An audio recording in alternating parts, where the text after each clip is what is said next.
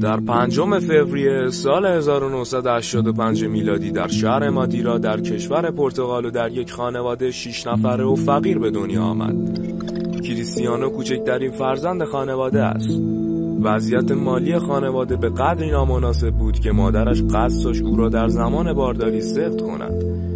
وی به خاطر شرایط بد مالی خانواده در دوران کودکی و نوجوانی شرایط سختی را تجربه کرد. رونالدو در سن 8 سالگی در تیم فوتبال آندورینها که پدرش در آنجا به عنوان مسئول تدارکات مشغول به کار بود، فوتبال خود را شروع کرد. پس از چند سال به یکی از باشگاه‌های بزرگ لیگ پرتغال یعنی اسپورتینگ لیسبون ملحق شد و میتوان این انتقال را به عنوان شروع رویای کریستیانو دانست. به عقیده شخصی خود او از سن 11 سالگی متوجه شد که یک سر و گردن از سایر همبازی‌های خود بهتر است و از همان موقع فهمید که قادر است کارهای خارق‌العاده‌ای در زمین فوتبال انجام می‌دهد.